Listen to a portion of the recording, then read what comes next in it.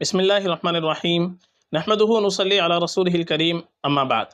محترم ناظرین کرام، ایک صاحب ہیں محمد خالد، انہوں نے سوال کیا ہے: السلام علیکم مفتی صاحب، بٹ کوئن اور ڈیجیٹل کرنسی کے بارے میں آج کل بہت زیادہ مسائل بنے ہیں، اس کے بارے میں کیا حکم ہے؟ کیا یہ جائز ہے اور اس میں پیسے لگانا حلال ہے یا نہیں؟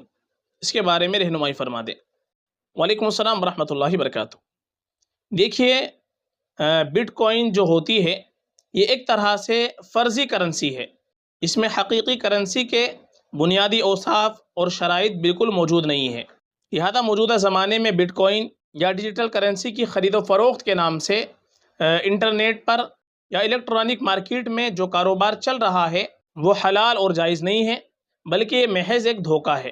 اس میں حقیقت میں کوئی مادی چیز نہیں ہوتی اور اس میں قبضہ بھی نہیں ہوتا ہے، صرف کچھ عدد اکاؤنٹ کے اندر آ جاتے ہیں، اور یہ فارکس ٹریڈنگ کی طرح سود اور جوئے کی ایک شکل ہے۔ اس لیے بٹ کوئن یا کسی بھی ڈیجیٹل کرنسی کے نام و نہاد کاروبار میں پیسے لگانا اور خرید و فروخت میں شامل ہونا یہ جائز نہیں ہے۔ قرآن کریم نے باقاعدہ اس سے منع کیا ہے: یا ایھا الذین آمنوا انما الخمر والمیسر والانصاب والازلام رجس من عمل الشیطان فاجتنبوہ لعلکم تفلحون۔ کہ ایمان والو، بات یہ ہے کہ شراب، جوا اور اسی طریقے سے بت اور بانسے کے تیر، جوئے کے تیر جو ہوتے ہیں، رجس من عمل شیطان، یہ تمام کے تمام شیطان کے گندے کام ہیں۔